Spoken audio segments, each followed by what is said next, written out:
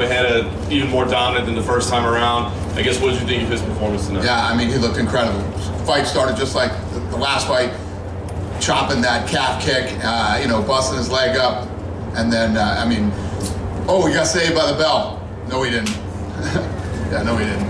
It was incredible. I mean, that guy is a monster, absolute monster. And Yuri, again, we're talking about two guys who stepped up. Pretty sure both of these guys had nagging little injuries too, and didn't give a shit. Came in and fought. Yeah. A lot of people are saying that Alex Beheada at heavyweight is awfully intriguing. I know we got Jones and Stipe, we got Aspinall and Blades. I'm standing up there with the belt and I had Joe Rogan in my ear the whole time we were up there. Let him fight heavyweight, come on, just do it. So, I know that's what people want to see. We'll see how this whole thing plays out. Is there any chance that he injects himself into Jones Stipe, for instance, or you still committed to that?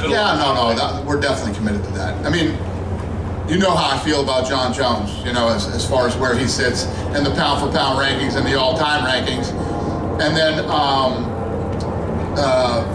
Stipe is, looked at as greatest heavyweight of all time, so they deserve that fight.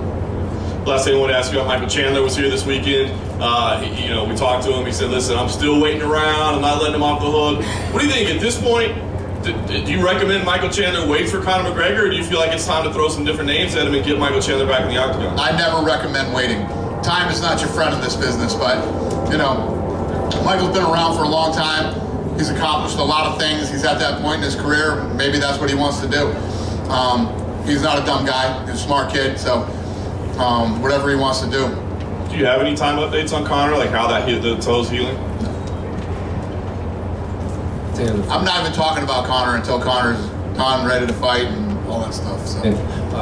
Aside from Conor, the last time he fought, Alex Pereira and Diego Lopez weren't even on the UFC roster. So when you signed Alex and you had Diego kind of step in on short notice, did you know what you were getting with those guys? Because since then, they've become two of the most reliable and popular fighters on the entire roster. It's incredible, right? I mean, no, I don't think like that, especially when you have a guy that's coming in from kickboxing, has this long kickboxing career and is older coming into the UFC. I think the exact opposite. This guy's not going to do very well here. Going to get taken down, smashed, submitted, all that kind of stuff. But man, was I wrong. And I know you've had a lot of big free agent signings like Chandler, MVP, Kayla Harrison, but Alex Pereira has to be up there for just biggest free agent signings you've had in promotion history. No doubt about it. Could not agree with you more. What did you make of Ian Gary's? How come there's how many helicopters have you seen in Las Vegas fucking ever, right? We do press conferences and it sounds like a fucking MASH unit here or something. This is insane. What did you make of Ian Gary's performance against MVP? Yeah, Sean and Mick felt that fight would play out exactly the way it did. We talked about leading up to this fight. I had that fight a draw. Yeah. I mean, if they came out and said that fight was a draw, that's exactly what I thought that fight was too. Obviously, Ian won the first round. MVP won the second round, and it was 50-50 in the third round. You know what I mean? What was crazy was MVP had that top position, and he gave it up. He could have just rode that thing out and won the round. He stood up and gave up that top position. This is fucking crazy.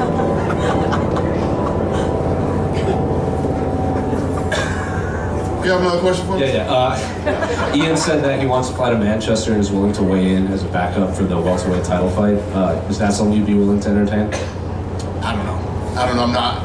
I don't think about that stuff until later. And then just two last ones for me. Michelle Waterson announced retirement. You had the video package queued up. What did you just reflect on her career with you? I love her. I love her family, and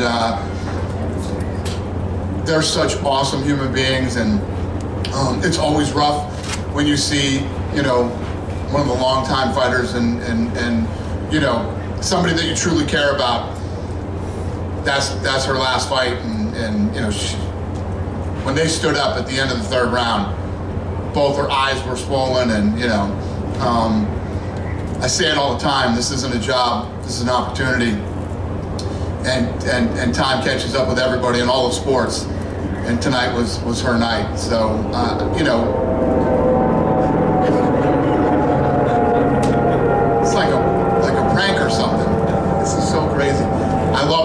her family, and I wish her nothing but the best. I told her tonight this will always be her home. You know, you ever want to come work out at the PI, you want to have lunch there, or you want to just use an office, whatever you want to do, it's always your home. And the last one for me, a couple other veterans, Anthony Smith, Andre Arlovski, Cub Swanson came up short. What do you want for them in the rest? What are you going to do with them in their rest?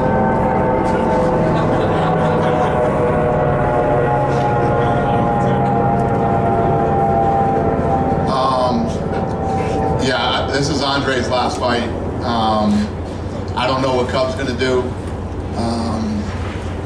You know, obviously Smith is already, you know, part of the team here and working here. I don't know, we'll see how it all plays out, but, you know, all people that we truly respect and care about, so we'll see what happens. Dana, you guys posted the main event finish on your socials and on your UFC YouTube. What goes into that decision? Is it ESPN's call, or do you think, hey, this is a chance to take Alex to an even higher superstar status? Yeah, anytime that you can, you know, when you have the sequence like we put out tonight,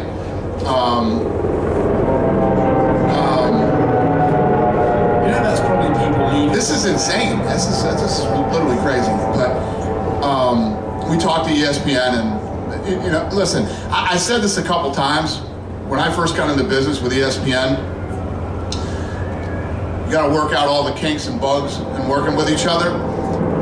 We've done that, and I'm in a great place. I have a great relationship with ESPN, and you know, we work together to build the sport, build the brand, build their platform, and we really work well together now. So that's how that works.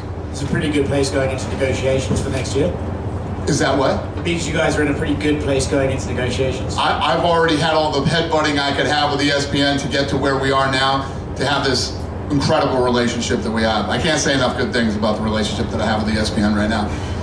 As far as the, you know, the rights deal coming up, it is what it is. When you look at Alex, every time he wins, right, it almost makes the win Israel has over him more impressive. And that was an amazing rivalry for those two, but they're still 1-1. Do you think that's something we could revisit one day for a trilogy fight? What's the question again? What did you say? Do you think we could ever see Izzy versus Alex 3? I mean, they're still at the top of their game. You know, I don't know. You could. Who wouldn't want to see the fight? I mean, they're great fights. But what it sounds like to me, not just Joe Rogan and everybody else, they wants to see him go to heavyweight. And when we were talking to him tonight, he doesn't give a shit. He said, I'll fight at heavyweight. I'll fight wherever you want, whenever you want. He's ready to turn around and wants to fight again right away. So he's that guy. He's a savage, man. The guy's an absolute stud. And not to mention the fact that he's a smart guy and realizes time isn't your friend in this game. And get in there, accomplish as many great things as you can. Like you guys were saying, whoever said it earlier, look at what a huge star he's become in such a short amount of time, because people in the fight business love guys who want to fight, love guys who want to finish, love guys who want to compete. As a fight fan, he's like the ideal fighter that you would follow and become a fan of. Dana, kind of going off that, you said $16 million gate. I know it was over 20 with Connor, but that's still not much of a drop-off. I mean, does that speak to Alex's star power, the card as a whole? What do you kind of attribute not many people doing refunds? Well, I think what happens is that we have built up this trust level with our fan base that they know when they show up that we're going to put on a good show. You know, and that was even with, you know, when the main event falls out, you're able to get refunds. So I think the thing was, you could have got like a 50% refund after the fight fell off, and people didn't do it. They came and, you know, and came in for International Fight Week. So yeah, I think it's a testament to the trust that we have built with our fan base. Is Alex one of the more unique personalities you've seen? I mean, he's going to the airport to come to the fight, stopping and changing some random person's tires. He has the walkout, just all these different kind of unique elements to him. Well, how about the fact that when we called him, he was on vacation in Australia, you know, touring around there, going to children's hospitals, training in different gyms, doing things with sponsors, and the guy jumps on a plane and says, yeah, I'll take the fight, and goes right into camp to train as much as he can before the fight. He, like I said a second ago, he's the kind of fighter that fight fans fall in love with. I think you kind of alluded to what your pound-for-pound rankings still look like. I know we talked about it in Jersey, but where does Alex fit in, and what do you think he would have to do if he goes to heavyweight and gets that third belt? Is he number one then? You're not wrong. He's another guy that has moved up and is willing to move up to heavyweight. So for all those that don't know what the pound for pound means, that's what it means, guys like that. But still, as long as John Jones is still in the conversation and talking, John Jones has never lost. He's never lost a fight. And like I say, the most amazing thing about John Jones, you can say whatever you want about him, his lifestyle outside the octagon, it's not like this guy was, you know, checking, you know, had the greatest nutritionist and was, you know, like, it was quite the opposite of what happened with John Jones outside the octagon, and he's never lost a fight. Just last thing for me, I know Brian Ortega didn't end up fighting, but we had the situation in Saudi Arabia with Kelvin Gastelum where it was like close to weigh-ins. He had his opponent, you know, have to move up a division. It's kind of similar with Brian. Is there anything you can do, like in these situations where it's, you know, just before weigh-in and the fighter is informing their opponent that they're not going to make that weight class? Yeah, it's one of the worst things that happens, and you know, when you have two guys and one guy makes weight and the other guys, it sucks, but. It's also something that you're going to run into when you're asking people to come in on short notice fights. I mean, it's tough. It's a tough part of the business. What do you do with Brian going forward? Is he going to be at 55? I know he told me that he was originally planning to lightweight debut at the Sphere before this came up. Yeah, I don't know. We got to see how he bounces back from this and let him recover, make sure he's okay before we even start talking about what's going to happen with him again. Dana, a couple back here. Yep. Yeah. First, it was recently announced that for Noche UFC, the UFC will have its first title partner, Riyadh Season. What were some of the factors that compelled the UFC to do this? I spent $17 million on production, and it's not even September yet. But just one more on that note. I know it's something you've traditionally been very much against, but what, if anything, could Riyadh Season do to compel you to cross-promote? Obviously, there's that Francis Ngannou fight that you think is not going to happen, but is there anything Riyadh could do to maybe twist your arm on that? Well, I actually respect Sheikh Turki. He's a nice guy, and we have actually formed a relationship over the last couple of months. I respect what he's done with boxing, how he's this is the only guy that could ever pull this off and making these big fights. And the fight was good. It was a good, entertaining fight. You didn't have guys that went in there and tried to avoid a fight so they could try and hopefully get to the next big payday. I think that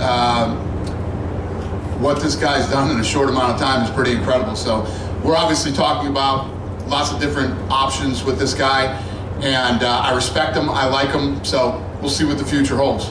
Thank you. Dana, over to your left over here. Yeah. What is your reticence, or has been your reticence, about Alex at heavyweight? Because you've never seemed to be into it, right? And even the way you describe the story with Rogan, you don't seem to be into it. Why not? It's not that I'm not into it. You know, the guy was a middleweight, then moves up to light heavyweight. You know, he's had a couple fights there, defended his title. But it's not like this guy's been in the division for 2 years and, you know, he ran through everybody that's in the division. It's like, come on, what's next? At least let him move to heavyweight.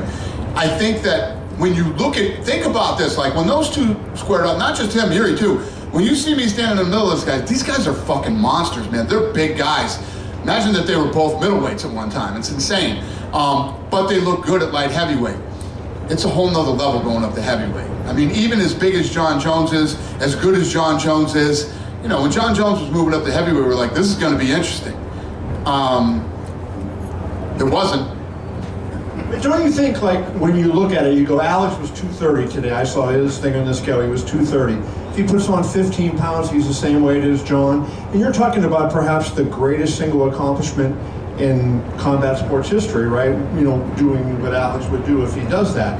And you know, you normally embrace those kind of big historic things, and this one you don't seem to have that same fervor for. Not true. If he cleaned out a division and we were like, there's literally nobody left for this guy to fight, and he's 37. If he wants to move up to heavyweight, but that's not the case. And when you think about, you said he was 230 today, right? Chuck and Forrest Griffin used to walk around at 230, and they would cut down to 205. That's not big. Some of these heavyweights are, you know, 265. They're cutting to 265. It's just a whole nother level. I mean, that's why I think this is the problem with the conversation that we're having here, and why people aren't giving John Jones the respect for pound. This fucking guy destroyed the best heavyweight in the division. Easily made it look like nothing. John Jones is the pound for pound best fighter in the world and the greatest fighter fucking ever. Period. End of story. Well, I don't disagree with that, but he hasn't fought it in a long time. But in Stipe in a longer time, He got hurt. I get it. I'm not criticizing. He was him. trying to fight. I'm just saying, yeah. No, Yeah, well, it's not like he's just fucking sitting around and doesn't want to fight. The No, guy came to I'm not fight. saying It's that. the first injury he's ever had. But And listen to me, I'm not defending John Jones. You know what I mean? John Jones has been one of my biggest fucking headaches in the entire time that I've been in this company, right? And the guy hasn't been the model, fighter in the company. No matter what you think of John Jones, he's the fucking best ever, and I he's the think pound he's for the pound best best ever. I fighter in the agree. world. He's the pound for pound best fighter in the world well, except that he hasn't fought in the last year, so he's not. because he got hurt. He Right, got injured. but if you don't, If you were coming into a fight and you fucking got hurt, that means you're not the pound for pound best fighter in the world anymore? How does that even make sense? When It he doesn't fights- make sense. when he fights- right? If he was sitting out and fucking getting arrested and running around or whatever, and you're like, well, John Jones is inactive, I'd say, maybe you're right, but as an educated adult who knows the fight business, you cannot deny that while John Jones is active, he is the greatest fighter in the world. did I not say that? Yes, I don't know what you're arguing about here. I don't even know how we're in this conversation. Where are the helicopters when you need them? Because you're screaming and hollering. Well, let's change to a better topic then. I was outside talking to Ige when you walked in, so I didn't hear what you said about him.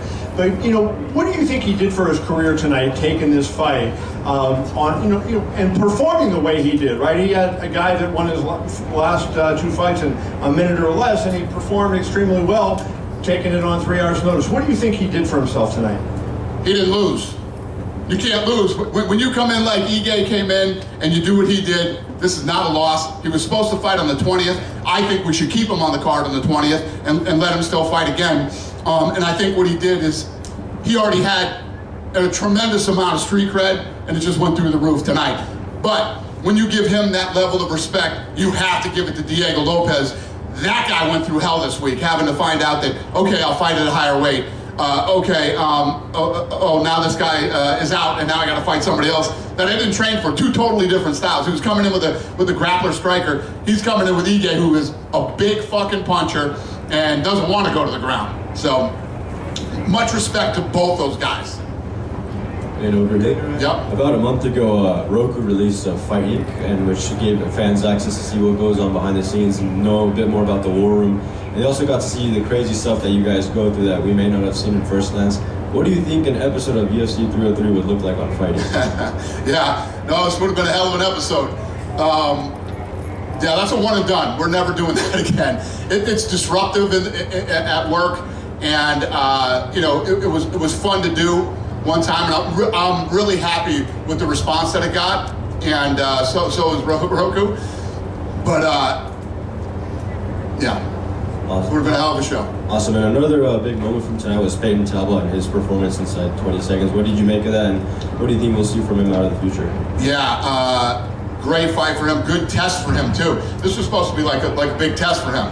That's why we did, if you don't know, with this fight, and we know now. That kid looked badass tonight. He is awesome, and I look forward to seeing this kid grow and what's next for him. For sure. And a lot of people are talking about Brian Ortega's fight week attitude and how he approached the media and a lot of things this week. And What happened? I don't know anything It about was it. just kind of like more bland than usual. And No, listen, I told the matchmakers yesterday, he was acting very strange during the weigh-ins yesterday, and yeah, it was definitely, he was definitely off. I don't know what's wrong. I don't know if he has personal problems. I don't know if he probably started cutting weight, trying to get down to weight early and probably didn't feel great, or whatever the thing was. There was definitely, I don't disagree with you. There's something off with him. So that's why I was saying when he was asking me about what do you do with Ortega now, you let Ortega rest and heal himself and figure out whatever's going on with him. And then when we feel that he's right, we'll talk about a fight again. for sure. Last one for me. I know we're less than 3 months out from No UFC, and I know you guys had a lot on your plate this week, but is there a timeline when we can expect an announcement for the main event and all that stuff for that? Yeah, so today was a big day because our board of directors and a bunch of other people flew out today and wanted to see where the fuck all this money was going. So I walked everybody through the, I have this, you know how I am with these rooms, you know. I have to see things on a wall, and I have to, you can't just talk to me and I can't do it in my head. Like these guys will call me up, fucking Sean, Mick, and Hunter will call me up and say, all right, we want to move this way, we want to do this side. Stop talking to me. I'll see you in the war room. I go in the war room, I look at it, I can see it. So I built this whole room out that walks you through exactly what's gonna happen at the Sphere. So I walked everybody through it today. I mean, our board of directors and all the other guys that came in were just fucking blown away, and everybody's so pumped about this thing. I don't know what the hell you asked me, but the fights will be announced soon. Is that what you asked me? Yeah, we'll announce the fight soon, because there's a lot of production that has to start like tomorrow on this thing. Thank you, Dave. It's gonna be incredible. It's gonna be the most incredible fucking thing that anybody has ever seen in sports. Dana, in the Sphere, it's going to be incredible. Hey? In the Sphere, it's going to be incredible. How do you make it incredible for the people watching on pay-per-view? Boom, great question, my brother. So, normally when we do a fight, we have a truck, you know, there's gonna be 4 trucks for this event. There's gonna be 4 trucks. And we have assembled, like, literally the most rock star team on the planet. When I eventually get you guys in and walk you through what we're doing, I mean, the amount of Oscars, Emmys, Grammys, the list goes on and on, that the team that we've assembled to pull this thing off. But there will be a director who will just be filming the inside of the Sphere to make people at home feel like they're there. What we're gonna attempt to pull off, I told you a million times, you're like, oh, he's always fucking, I'm telling you right now, this will never, ever be replicated. Nobody will ever do this again. It won't make sense for anybody. It's just too much money. This will be one of the greatest things you've ever seen live, and we're gonna try to pull off one of the greatest things you've ever seen on TV too. Awesome. Just one question for me, one more. Ian Gary said that you guys offered him Colby Covington. Is that true? Well, he was screaming at us through the octagon on Colby Covington next. Did Colby reject the fight before? Did he give you a reason at all? Or Colby doesn't reject fights. Colby will fight. Thanks. Yep. Dana, this one right here in the back. So speaking of short notice fights and everything like that, your production team coming down to the wire with everything going on, I know you're always hot crazy. What did you make of everything going on tonight? I got the best team in all of sports, man. I'm telling you. We had to... Hunter, what time do you think we did the weigh-ins? Yeah. We did the weigh-ins at 6:30 tonight. So we had to do the weigh-ins. They had to edit, they had to cut, you know, had to build, you know, come up with this whole promo. They didn't even know. We told them like maybe 20 minutes before that. So these guys are ridiculously badass. Our production team is the best in the world. I also want to follow up one quick thing. You were talking to Kevin earlier about weight classes and everything. Do you feel like Diego's and just this co-main as a whole, that kind of, in a way, just looking at 165, would you ever be open to the idea still of trying to open up a 165 division, or not really? Never ever. Not while I'm here. Dana, Yeah. right back here. Dana, International Fight Week, obviously all week you had the convention, you also had the Hall of Fame. How happy are you with what you were able to bring to the fans leading up to fight night in terms of the festivities? Am I happy about it? Or just how do you feel about everything came together and what you were able to bring to the fans, and can you tease something new in the years to come to improve it? Well, that's what International Fight Week is, and every year we try to bring something different and new. I thought what was cool this year is the deal that we did with Tops, and me and Ruben went out there, and you know, Ruben was giving all those cards away. I mean, some of those groups of cards are worth $4,000, $5,000, and they were literally, we did this, you know, opening, and he gives those cards away. I love that, and lots of other things that we've tried. And yeah, and Power Slap. Who went to Power Slap last night? It was fucking awesome. We had an unbelievable night last night with Power Slap, and the answer is yes.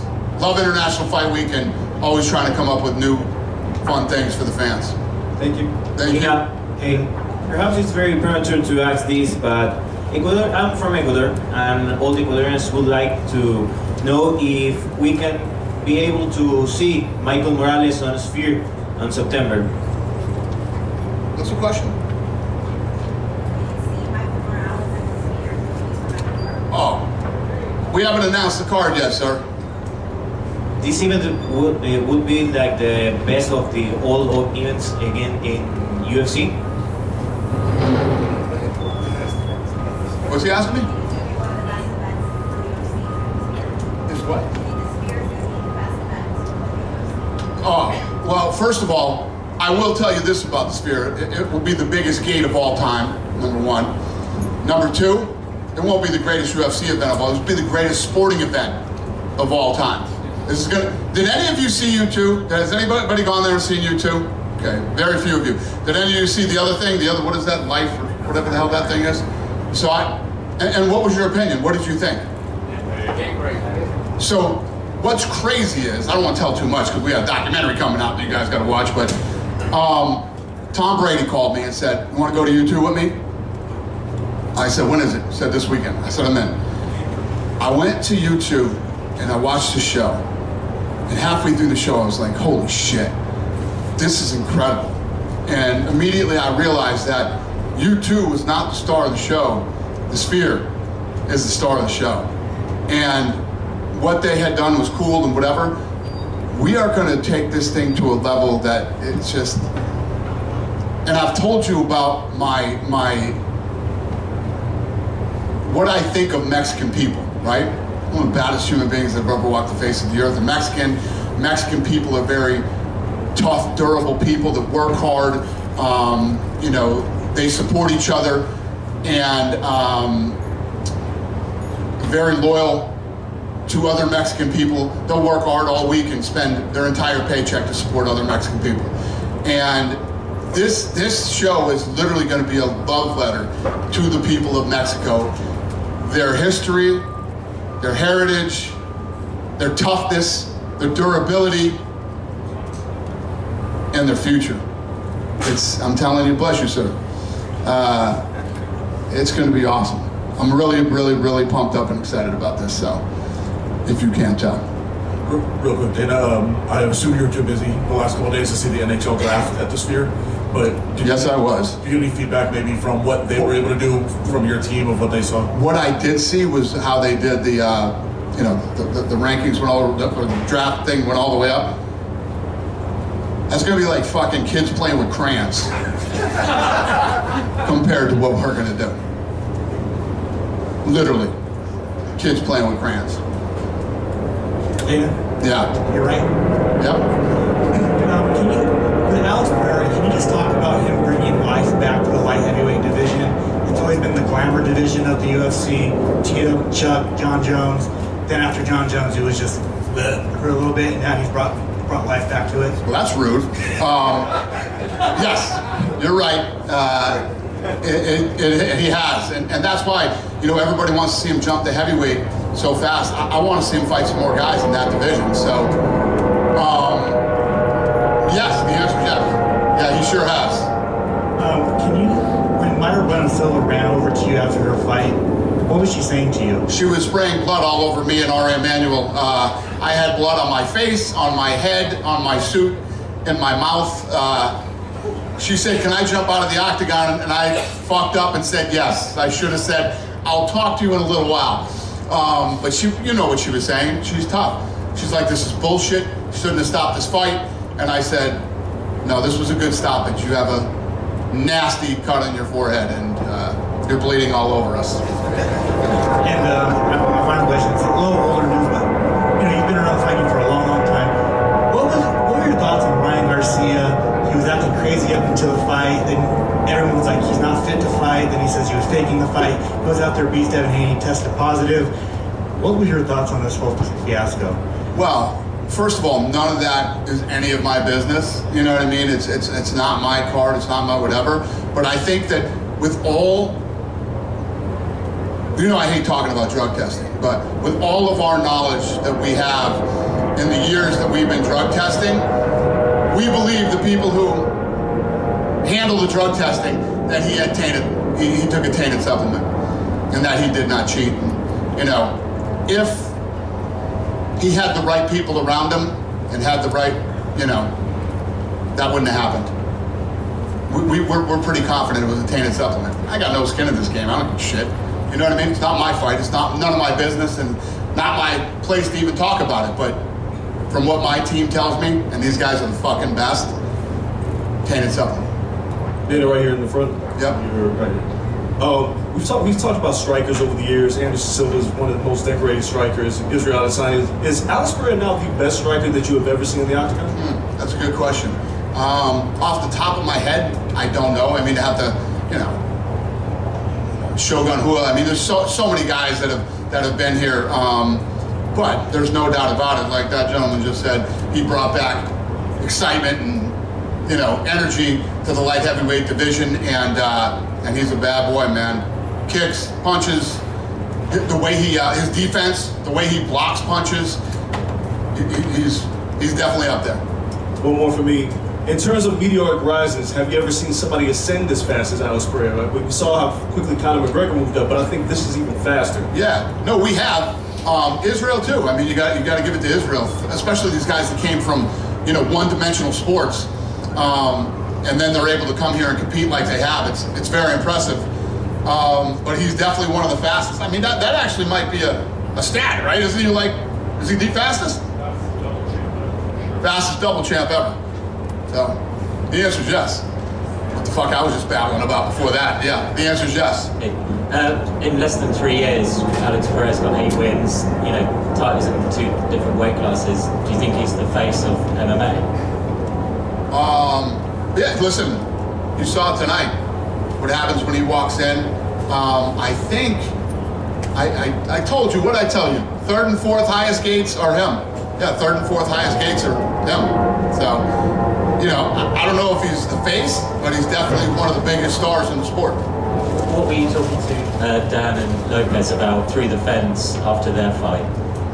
I was talking about to Dan. And when I went up there, no, I just told them thank you, and we respect you guys so much, and when guys do what these guys did, it's like if you look at the people who stepped up in the last three events or whatever it is. Look at Whitaker. I mean, Whitaker just went through this same exact thing, and I said the night at the press conference, I don't care what you try to say. I don't know what anybody's going to say about that. Fucking Alice Karoff is a bad dude, man, and to have that switched out, and especially where he was sitting in the rankings, Whitaker, for him to accept that fight and take it, it's a different day and age, man. These guys are all built different than back in the day, and you have to give a lot of credit to the coaches. I mean, I don't know if you remember back in the fucking day when those guys wouldn't let John Jones fight fucking Chael Sonnen on short notice. Thank God those fucking days are gone, okay? That's the silliest thing I've ever seen in the history of the sport. So you got to give a lot of credit to the camps and the coaches. Yeah. And changing pace a little bit, Callum Walsh, the Irish boxer, he's been around the fight week. Did you see his fight earlier this month? Who'd you say? Callum Walsh. Oh, yeah. I love Callum Walsh, yeah. Callum Walsh has been like a fun project for me, man. I love the kid. Freddie Roach really believes in him, and last year we're gonna do a fight with him in Ireland. Last year, he told me that he would be 1 year away from a world title shot. Do you still think he's kind of? We're gonna do a big fight with him in Ireland for a world title. Yeah, I don't know if it's a world title. I don't know what the title is. Yeah. This is Tom Loeffler is his promoter. Yeah. This is like, I'm doing this for fun because I like the kid and I like boxing, and I have no skin in the game other than I like the kid and I'm having fun helping him build a career. Tom told me that he likes a fight with Xander Zayas. He's represented by Bob Arum. Do you think you'd be able to work with Bob for a fight like that? He's such a dick. I don't know. I don't want to. But I guess if it was good for Callum, I guess we could try to figure it out. Can you imagine trying to work with fucking Bob Arum? You know what I mean? Look at all the shit that this guy has said.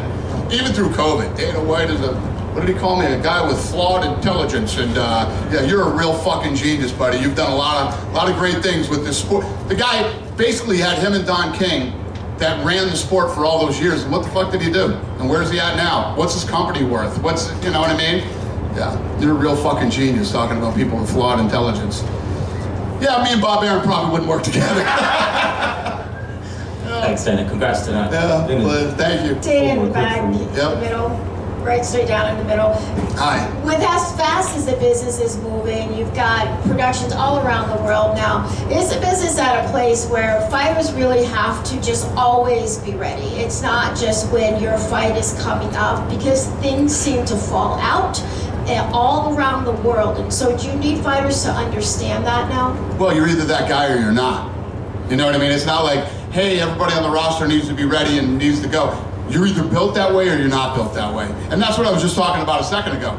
We got a new generation of guys here that now get it and are willing to step up and take opportunities. I say it all the time. This isn't a job, this is an opportunity. And like Dan Ige. Dan Ige was fighting here on the 20th, and he slid in tonight as the co-main event on International Fight Week, lost the fight, basically got a standing ovation in the place, right, for losing the fight, and that's what people respect. Those are the type of fighters that people like. You're either that guy or you're not, though. There's plenty of people I could rattle off right now that are not those guys, you know, but there's plenty of people we could that are. Dana, last December you took, right here in the middle, last December you took the fight night to Austin, and you said your staff wanted to go somewhere else. When will you be coming to Minneapolis? That's a good question. Soon. Minneapolis wants us. You know, they wanted us to go for that event, and my staff loves the people up there that work at the arena. So soon. We'll start hitting a lot of places now that we haven't been in a while. Places like first of all, Minneapolis is one of the funnest cities that I've ever been to. Number one. Number two, we're gonna get back up to Seattle. We haven't been there in a while. We gotta hit some of these places in Canada that we haven't been in a while. You know, we got a lot of options.